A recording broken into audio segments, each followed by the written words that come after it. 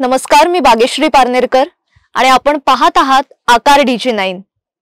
सगळ्यांचंच लक्ष ज्या दिल्ली विधानसभा निवडणुकीकडे लागलं होतं त्याचा निकाल आपल्या समोर आहे।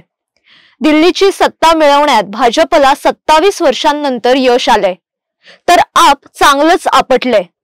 काँग्रेस तर काय पुन्हा एकदा शून्यावर बाद झालाय। खत्म, bye bye tata good bye गया। खतम, टाटा बाय बाय अशीच त्यांची अवस्था आहे। बहुतेक दिल्लीकरांनी आधीच काँग्रेसला गुड बाय म्हटलंय। आता काँग्रेसला तुम्ही काही पुन्हा येऊ नका असंच बहुतेक दिल्लीकर सांगतायत। केजरीवालांचं तर पदही गेलंय, सत्ताही गेलीये आणि हाती धुपाटणं राहिलं अशी त्यांची अवस्था झालीये।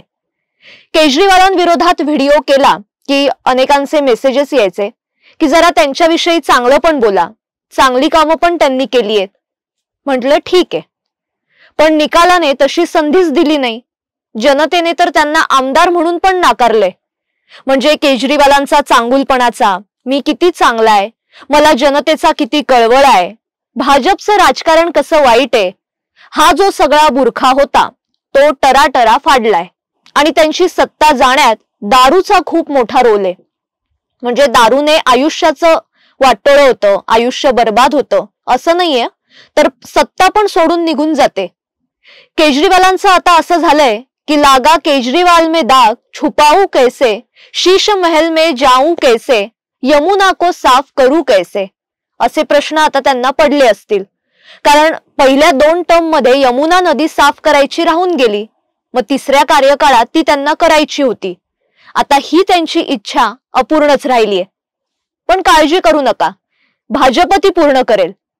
आता यावरून सिद्ध झालंय की मतदारांना कधी गृहीत धरायचं नसतं, आणि धरलंच तर त्यांची काय ताकद असते ते दिल्लीने पुन्हा एकदा दाखवून दिलं। अरविंद केजरीवाल भ्रष्टाचाराच्या विरोधात आवाज उठवून त्या लाटेवर स्वार होऊन दिल्लीच्या मुख्यमंत्रीपदी विराजमान झाले, पण नंतर स्वतःच त्या भ्रष्टाचारात आकंठ बुडाले। त्यांच्यासाठी म्हणावंसं वाटतं की कोण होतास तू, काय झालास तू, या भ्रष्टाचारात कसा बरबटलास तू। 10 वर्षांपूर्वी जनतेने संधी दिली, पण या 10 वर्षात आपने दिशाभूल केली, अनेक खोटी आश्वासनं दिली, स्वतःसाठी मात्र शीश महाल बांधला। तारीख पे तारीख असं म्हणतात ना, तसं आश्वासन पे आश्वासन असं ते म्हणत गेले। दिलेली आश्वासनं पूर्ण करता आलीच नाही, किंबहुना त्यांना ती पूर्ण करायचीच नव्हती, आणि मग म्हणायचं तिसऱ्यांदा संधी दिली तर ती मी पूर्ण करेन। पण शेवटी जनतेने त्यांचा कडेलोट केला, आपचं अक्षरशः यमुनेत विसर्जन केलं। जनतेचा संताप एवढा होता की पक्षाचे नेते अरविंद केजरीवाल, मनीष सिसोदिया, सौरभ भारद्वाज, सत्येंद्र जैन या मंत्र्यांचा कडेलोट करून टाकला। अति तेथे माती असं आपल्याकडे म्हणतात, म्हणजे कोणतीही गोष्ट अति केली की ती घातच करते। मग अति आत्मविश्वास सुद्धा चांगला नाही। म्हणजे कालपासून आपल्या घुंगरू शेठचा एक व्हिडिओ आहे, तो जबरदस्त व्हायरल होतोय। 2023 मध्ये पक्ष कार्यकर्त्यांना संबोधित करताना अरविंद केजरीवाल यांनी आरोप केला होता की दारू धोरण प्रकरण, ज्यामध्ये वरिष्ठ नेत्यांना अटक करण्यात आली होती, ते भाजपचं षडयंत्र आहे। ते म्हणाले होते की मी नरेंद्र मोदी यांना सांगू इच्छितो की या जन्मात तुम्ही दिल्लीत आम आदमी पक्षाला हरवू शकत नाही, त्यासाठी तुम्हाला दुसरा जन्म घ्यावा लागेल। तुम्ही या जन्मात दिल्लीत आम आदमी पक्षाला हरवून भाजपची सत्ता काही आणू शकत नाही। आता ते काय म्हटले होते जरा त्यांच्याकडूनच ऐकूया। मैं नरेंद्र मोदी जी को कहना चाहता हूं, मोदी जी इस जन्म में तो आप हमको नहीं हरा सकते दिल्ली के अंदर आम आदमी पार्टी को, आपको दूसरा जन्म लेना पड़ेगा। इस जन्म में तो नहीं हरा सकते आप आम आदमी पार्टी को दिल्ली में। पूरी दुनिया में आज तक कोई ऐसी पार्टी नहीं हुई जिसने इतनी तेजी से तरक्की करी हो, इतनी तेजी से तरक्की करी हो। मुझे लगता है हमें Guinness Book of World Record वालों से पूछना चाहिए, भाई जरा पता करके बताओ कोई, नहीं तो हमारा नाम लिख दो उसके अंदर। मेरा दिल कहता है कि एक दिन कांग्रेस और बीजेपी को भी पीछे छोड़ के देश के ऊपर आम आदमी पार्टी का राज होगा। पंतप्रधान नरेंद्र मोदींनी दुसरा जन्मच काय पण 2 वर्षातच त्यांना हरवून दाखवले। 2013 पासून ज्या जागेवरून निवडणूक लढवत होते अरविंद केजरीवाल, त्यांना भाजपच्या परवेश वर्मा यांच्याकडून हार पत्करावी लागलीये। दिल्लीत आधी 15 वर्ष काँग्रेसने कमळ काही फुलू दिलं नव्हतं। त्यानंतर आपच्या झाडूने कमळाला नीट उभंही राहू दिलं नाही। पण झाडूने दिल्लीच्या राजकारणातून हाताला पार बाजूला फेकलं। एक खातं सुद्धा त्यांना उघडू दिलेलं नाहीये। पण 27 वर्षांनंतर कमळ अशा प्रकारे खुललंय की झाडू पूर्णपणे विखुरलाय। सध्या आम आदमी पक्षातच असलेल्या आणि राज्यसभेच्या खासदार स्वाती मालीवाल यांनी प्रचारादरम्यान केजरीवाल यांच्या धोरणांवर जबरदस्त टीका केली होती। त्याचा परिणाम सुद्धा केजरीवालांना पाहायला मिळालाय। म्हणजे घमेंड आणि अहंकार अनेक दिवस चालत नाही। रावणाची घमेंड जिथे मातीत मिसळली तिथे केजरीवाल काय चीज आहे। आणि हे अगदी खरंय। दिल्लीच्या जनतेने त्यांचा अहंकार उतरवलाय, तो ठेचलाय। पण आता विरोधक म्हणतील उठा उठा निवडणूक झाली, ईव्हीएम वर खापर फोडायची वेळ आली।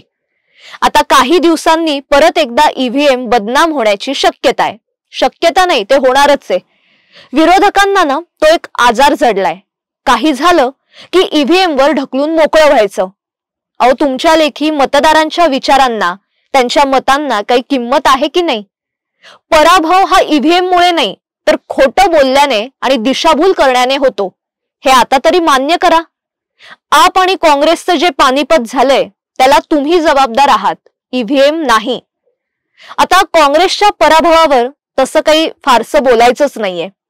पण त्यांची अवस्था त्यांनी स्वतःच केलीये आणि त्यांच्या मित्रपक्षांनी सुद्धा त्यांचे 3 तेरा वाजवलेत। आता दिल्लीचा जो निकाल लागला त्यानंतर जम्मू काश्मीरचे मुख्यमंत्री ओमर अब्दुल्ला यांनी ट्विट करून काँग्रेसवर जोरदार निशाणा साधला। महाभारतातला एक व्हिडिओ ट्विट करून त्यांनी काँग्रेसवर हल्लाबोल केलाय। अजून लढा आपापसात असं त्यांनी त्या व्हिडिओच्या माध्यमातून म्हटलंय। आता नावापुरती उरलेली इंडी आघाडी आणि त्यातले लोक आता असंच म्हणणार की आप आणि काँग्रेस एकत्र नव्हते म्हणून हारले आणि त्याचा फायदा बीजेपीला झाला। पण खरं कितीही झाकण्याचा प्रयत्न केला तरी सत्य हे सगळ्यांना माहितीच आहे आणि सत्य फार काळ काही लपून राहत नाही।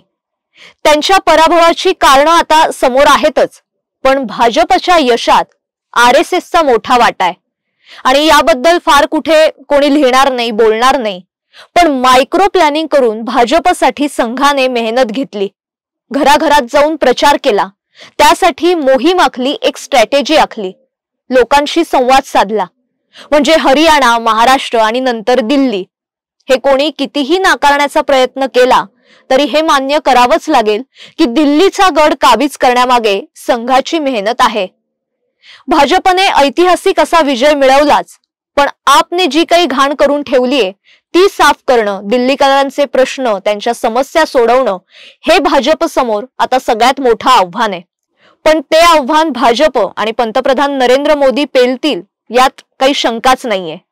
तुर्तास या भागात मी इथेच थांबते, पण या सगळ्या निकालावर आणि आपच्या पराभवावर तुम्हाला काय वाटतंय ते नक्की कळवा। पुन्हा भेटूया अशाच नवीन आणि महत्त्वाच्या विषयासह, पण तोपर्यंत स्वतःची काळजी घ्या आणि पाहायला विसरू नका आकार DG9। नमस्कार।